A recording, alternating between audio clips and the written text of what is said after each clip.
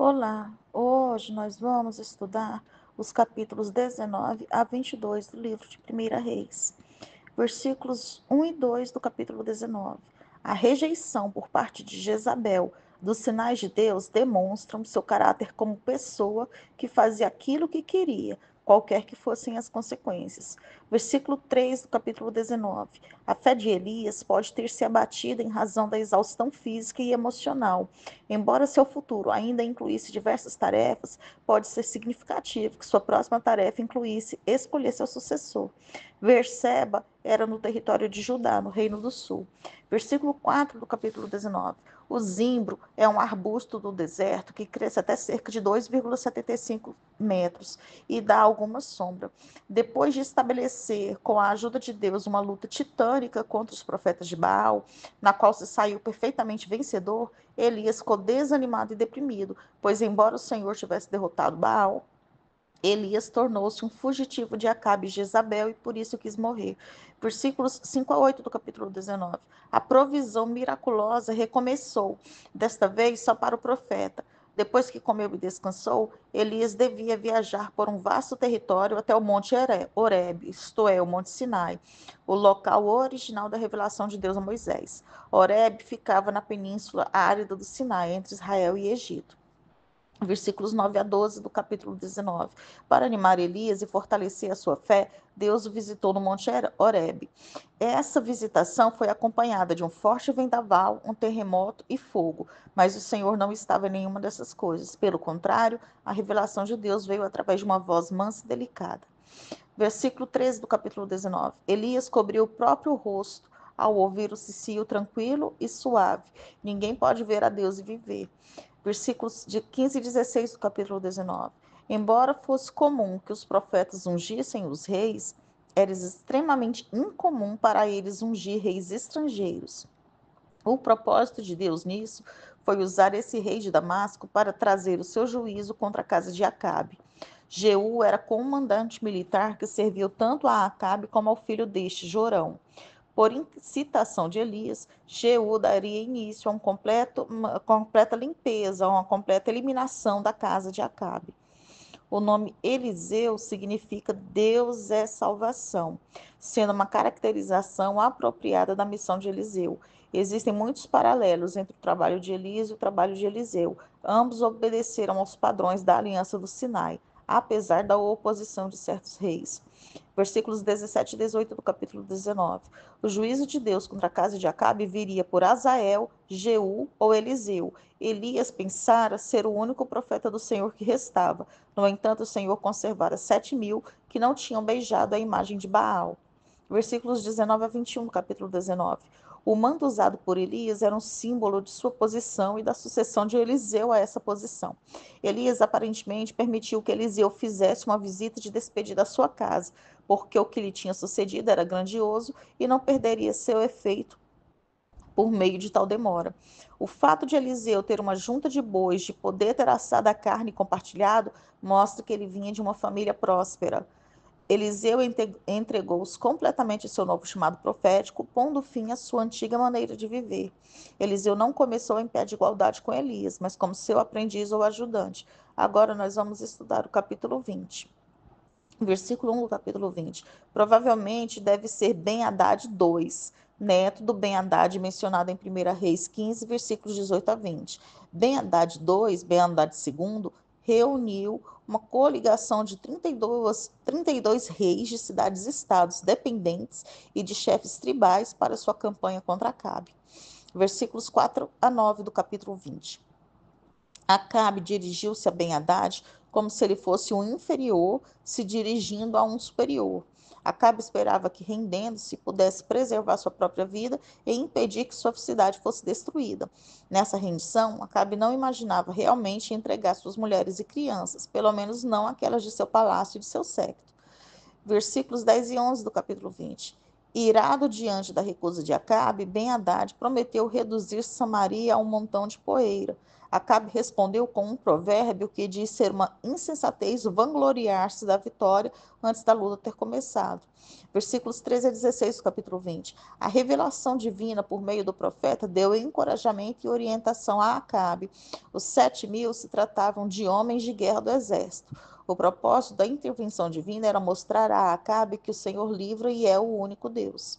Versículos 17 a 20 do capítulo 20. A intervenção de Deus ajudou com pânico em meio à embriaguez que marcou a derrota do exército sírio. Um ataque surpresa por parte da infantaria de Israel obteve a vitória. Versículos 23 a 25 do capítulo 20. Segundo os conceitos politeístas da época, cada deus tinha zonas específicas de influência e poder. Assim, os sírios disseram que a vitória de Israel tinha acontecido porque Samaria era em uma região montanhosa.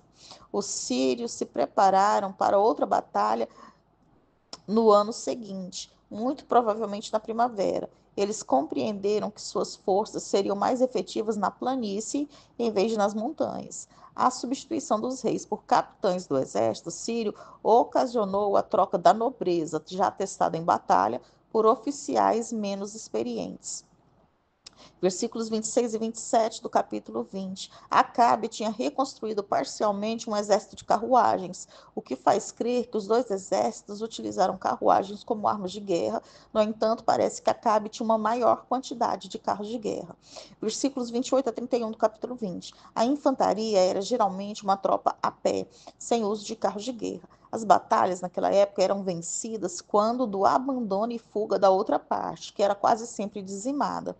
Os sírios estavam dramatizando sua humildade e submissão aos israelitas, contando com a clemência de Israel. Versículo 32 do capítulo 20. Antes, Acabe tinha se dirigido a Ben-Hadad como se o rei sírio fosse um superior. Agora, as condições mudaram completamente. A surpreendente resposta de Acabe, dizendo que o rei sírio era um irmão, retratou Ben-Hadad como um igual em um relacionamento pactual, uma concessão que os homens de Ben-Hadad exploraram imediatamente.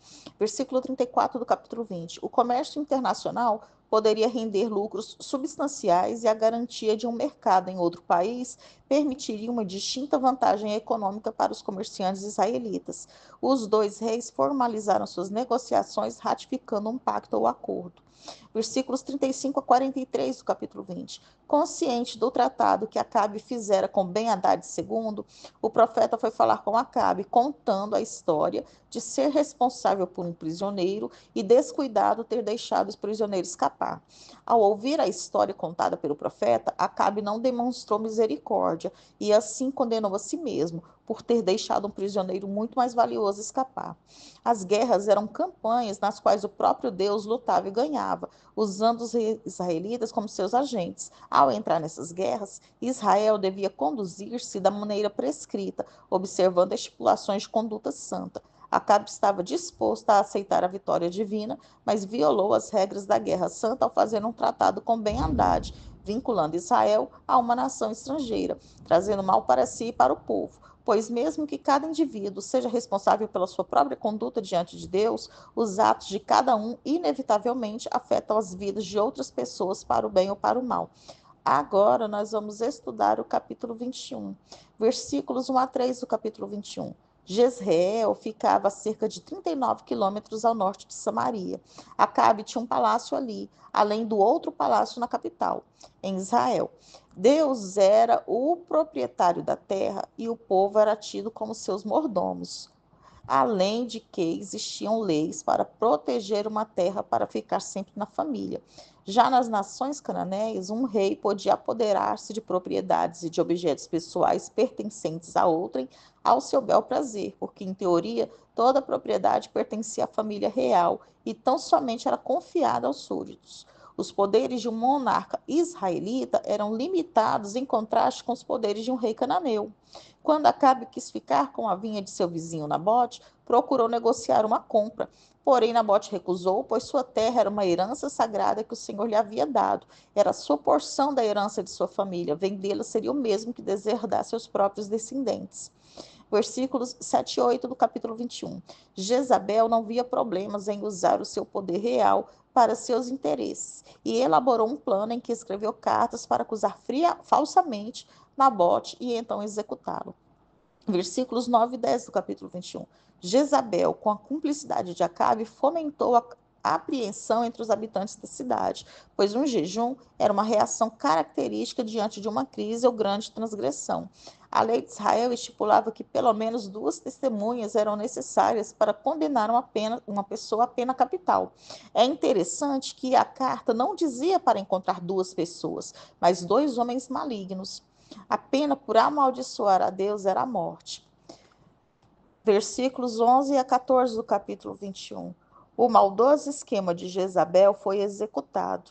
O que não se relata aqui é que os herdeiros de Nabote foram executados também, para evitar qualquer pedido de herança. Não sobrando ninguém para reivindicar a terra, ela seria do reino de Israel. Versículos 17 a 18 do capítulo 21. Deus abomina a injustiça cometida pelo seu povo, uns contra os outros. Por isso levantou Elias para emitir juízo sobre Acabe e Jezabel. Versículos 19 a 24 do capítulo 21. A maldição que Elias proferiu contra Acabe veio em 2 declarações diferentes. A primeira dizia que os cães lamberiam o sangue de Acabe no mesmo local em que lamberam o sangue de Nabote e seus filhos. Nabote foi morto em Jezreel e Acabe morreu em Samaria. Porém, Jorão, filho de Acabe, quando morreu, foi jogado na terra de Nabote em Jezreel. A segunda declaração diria que a desgraça viria para todos do sexo masculino da casa de Acabe, quer fossem escravos ou livres. Versículos 25 a 29 do capítulo 21. O alvo de Jezabel era extinguir o culto ao Senhor e colocar Baal como o Deus principal de Israel. Ela não conseguiu seus intentos, muito pelo contrário, o nome dela veio a ser sinônimo de iniquidade, de feitiçaria, de traição e de sedução espiritual. O juízo divino proferido através de Elias mudou a atitude de Acabe. Os atos de rasgar as vestes e de usar pano de saco eram sinais de profunda lamentação e arrependimento. Deus reviu a punição que tinha decretado nos versículos 21 a 24.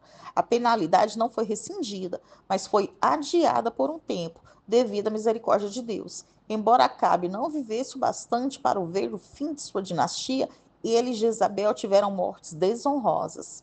Agora nós vamos estudar o capítulo 22. Versículos 1 a 3 do capítulo 22. Israel gozou de paz por 3 anos após a guerra entre a Síria e Israel, descrita em 1 Reis 20, dos versículos 1 a 34. Durante esse período de paz, Hadadezer, né, ou Ben-Hadad II da Síria, durante esse período de paz, o Ben-Hadad, o Acabe e 10 outros reis formaram uma coligação para afastar a invasão assíria, liderada por Salmaneser III. Os registros históricos dos assírios relatam que, na principal batalha dessa campanha, que aconteceu em Karkar, na Síria, às margens do rio Orontes, em 853 a.C., Acabe contribuiu com 200 carros de guerra e com 10.000 soldados. Josafá foi visitar Israel em visita oficial. Seu filho já tinha casado com a filha de Acabe. No acordo feito entre Acabe e o rei da Síria nos capítulos passados, Ramote de Gileade deveria ter sido entregue a Israel. Versículos 4 e 5 do capítulo 22. Visto que anteriormente Judá fora aliado dos sírios contra Israel, em 1 Reis 15, versículos 16 a 21, esse capítulo mostra que houve uma mudança na política estrangeira, tanto de Israel quanto de Judá. Em algum ponto no reinado de Acabe, ele formalizou suas relações com Judá, dando sua filha Atalia em casamento a Jeorão, filho do rei de Judá. Atalia era uma devotada adoradora de Baal e esse casamento diplomático introduziu a adoração ao Baal, patrocinada pelo governo em Judá, corrompendo assim a adoração ao Senhor. Josafá, que era temente ao Senhor Deus, pediu que se consultasse um profeta do Senhor, pois era comum consultar a Deus por meio de seus profetas ou sacerdotes antes de iniciar alguma campanha militar importante.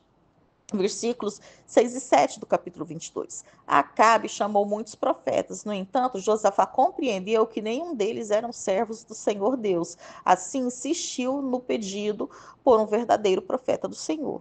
Versículo 8 do capítulo 22. A atitude de Acabe para com os profetas era pragmática e sem fé, e era determinada pela conveniência política. Ele não se preocupava com a verdade. Os profetas eram instrumentos para os propósitos políticos dele.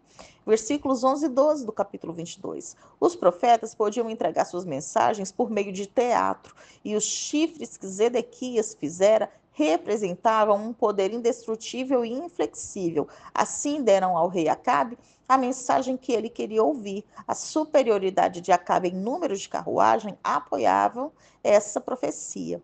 Versículos 13 e 14 do capítulo 22. Mesmo que Micaías desejasse dizer algo diferente, Micaías só podia falar a palavra do Senhor. Versículos 15 a 17 do capítulo 22. Micaías estava sendo sarcástico e Acabe sabia disso. Micaías retrata os exércitos de Israel derrotados e sem líderes, como estando em um estado de anarquia. Versículos 19 a 23 do capítulo 22. Deus escolheu um mensageiro para cumprir sua sentença contra Acabe, e o mensageiro era um espírito mentiroso que cumpria os desejos de Deus, usando os 400 profetas como meio de reforçar uma falsa sensação de segurança no coração de Acabe. Versículos 24 a 28 do capítulo 22. Quando a batalha tivesse terminado, Zedequias, falso profeta, seria envergonhado e buscaria refúgio. Apesar da vontade de Acabe, a profecia permaneceria de pé. E se ele voltasse, então significaria que Micaías havia mentido. As palavras de Micaías endureceram as posições hostis que o rei Acabe já tinha contra ele. Versículo 30 do capítulo 22. O disfarce de Acabe indica que ele temeu as palavras de Micaías sobre as vestes, né? Clinicamente, Acabe convidou Josafá a ficar vestido em suas vestes reais, esperando que se algum rei tivesse de ser morto em batalha, esse rei deveria ser Josafá. Versículo 31 do capítulo 22. O rei da Síria, sabiamente, mandou que seus capitães focassem no rei de Israel, pois neutralizar o líder de um exército contrário era algo decisivo, porque uma vez morto esse líder, o exército dele entraria em colapso. Parece que ele desejava vingança contra Acabe, talvez por Acabe ter quebrado a aliança. Versículo 32 do capítulo 22. O grito de Josafá foi o suficiente para os soldados sírios saberem que ele não era Acabe. Pode ser que o grito de Josafá fosse uma oração pelo socorro divino e os sírios sabiam do paganismo de Acabe, ou ainda, durante o tempo da aliança entre a Síria e Israel contra os assírios, os soldados de Ben-Hadad puderam conhecer um pouco mais de Acabe. Versículos 36 do capítulo 22. Esse ato dos cães foi um cumprimento parcial da profecia de Elias em 1 Reis 21, versículo 19.